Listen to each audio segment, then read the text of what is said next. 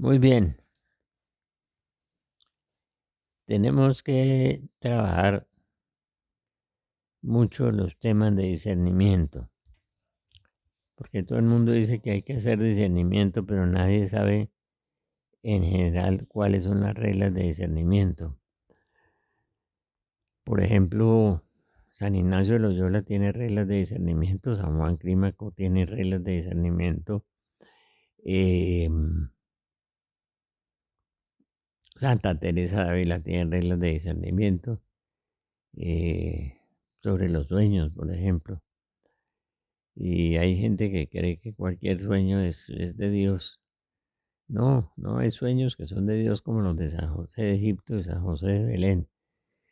Y hay sueños que son de unos del demonio, decía el padre Lutes, de las 12 de la noche a las 5 de la mañana generalmente es la actividad del reino de las tinieblas donde trabajan mucho. Entonces son pesadillas y sueños espantosos. A veces la gente cree que a veces son verdad. Los sueños generalmente cuando vienen de Dios no se olvidan. Yo una vez soñé hace 25 años o más con una lluvia de meteoros en la Tierra y parece ser eh, la cola del planeta X que ya está entrando a la Tierra y que va a hacer que la Tierra gira sobre su eje y viene una lluvia de meteoros terrible como una lluvia de fuego tremenda sobre la Tierra. Me acuerdo que ese planeta lo descubrió un famoso astrónomo chileno, un científico, que se llamaba Muñoz Ferrara. Y creo que ya lo han observado entrando a la órbita terrestre y nos va a hacer colapsar de muchas maneras. Lo que me hace recordar mucho la salud. Dios va a herir el mundo como no hay ejemplo. Nadie podrá sustraerse a tantos males juntos. Pidámosle la bendición a Dios para que podamos entender estas cosas y podamos entender las reglas de discernimiento. Por ejemplo, eh, la desolación interior. San Ignacio habla de la desolación interior. Cuando tu alma entre en desolación, persevera en el propósito inicial. Y si quieres saber si la desolación viene de Dios o viene del demonio, tienes que doblar la oración.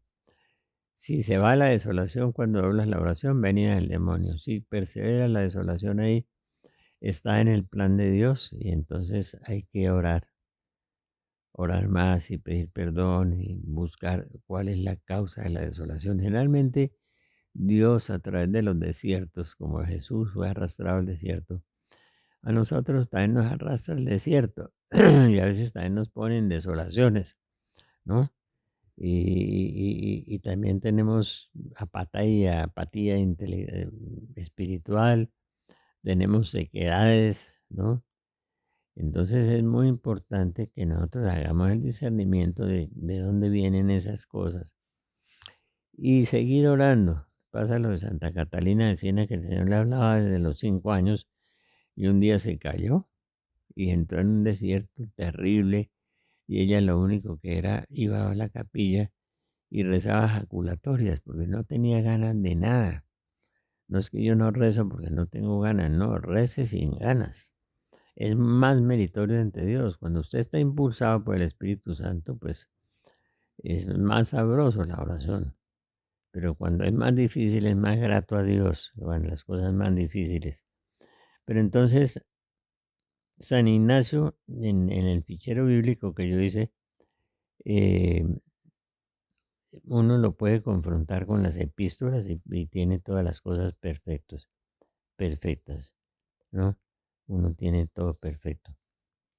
Eh, el discernimiento es la elección que uno hace a la luz de Cristo frente al discurso camino del enemigo de la puesta en práctica de la vida. ¿Qué les las consecuencias de esa elección?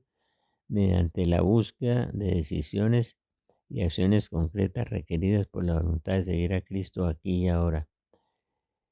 Este discernimiento de espíritus, San Ignacio se llama discreción de espíritus, espiritual, es una guía espiritual de la voluntad de Dios que involucra a los dos anteriores y les da piso. El primer discernimiento de la voluntad de Dios es que uno debe vivir de acuerdo con las pautas que nos da los evangelios. Eso. Es el discernimiento de la voluntad de Dios. ¿Qué quiere Dios de mí? Ahí está. No es exactamente todos los días levantarse a ver qué me desayuno, o qué voy a comer, o a dónde debo ir, o no, no. Discernir la voluntad de Dios. En cada situación, reconocer cuál es la conducta que en esa circunstancia conduce más activamente a la unidad que debe realizarse con Cristo. Jesús nos dejó tres mensajes que resumen la voluntad de Dios. Uno, amar a Dios sobre todas las cosas y al prójimo como uno mismo. Qué cosa tan difícil, amar uno a Dios por encima de la familia, de los bienes materiales, de la propia vida, con todo el corazón, con todo el alma y con todo. Si nosotros amáramos a Dios, no pecaríamos, ¿sí? No pecaríamos. Y al prójimo como a uno mismo, porque a veces nos amamos mucho a uno mismo y el demonio nos ha metido un cuento terrible. Realícese, ¿sí? Eh, haga lo que usted quiere, realícese, viva su vida. Todos esos cuentos que han metido ahora en cosas sin sufrimiento, sin nada, ¿sí? Entonces es al prójimo como a uno mismo, ¿eh? Pero no se ame tanto a sí mismo.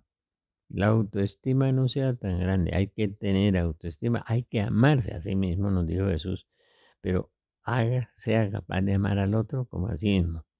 Inclusive el Señor nos dice amar a los enemigos. Qué cosa tan difícil, orar por los que nos persiguen, amarlos a todos y orar por los que nos persiguen.